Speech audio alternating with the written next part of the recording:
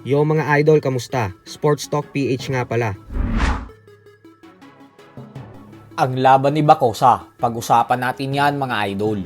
Ngunit bago ang lahat ay huwag kakalimutang mag-subscribe at i-click ang notification bell button for more sports talk. So kanina nga lamang po ay naganap na ang laban ng anak ng ating pambansang kamauman ni Pacquiao na si Eman Bacosa sa blow-by-blow boxing event.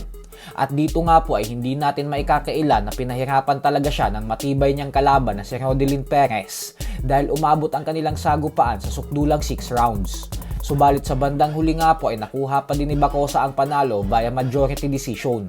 Umiscore ang isang judge ng 57-57 habang ang dalawang hurado naman ay pumabor kay Bacosa sa score na 58-56. Dahilan kung bakit napanatili niya pa din ang kanyang undefeated record at may kartada na ito ngayon na 5 wins with 4 knockouts at walang talo. Habang ang kanyang katunggali naman na si Rodelin Perez ay lumagapak sa 3 wins with 2 knockouts at 2 talo.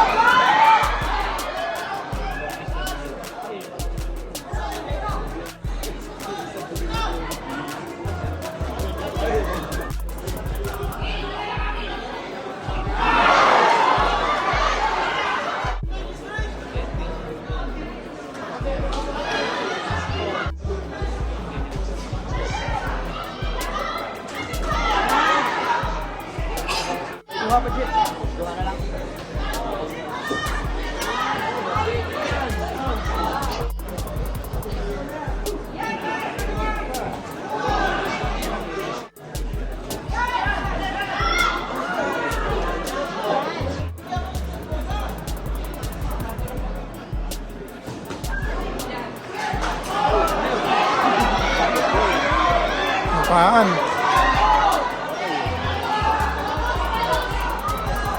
Ngawi.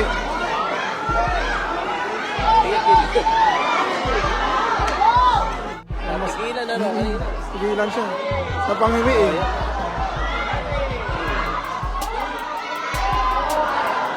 Wala, kumapit na.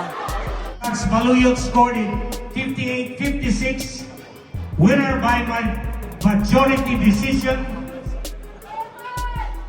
Lamang ang may tabang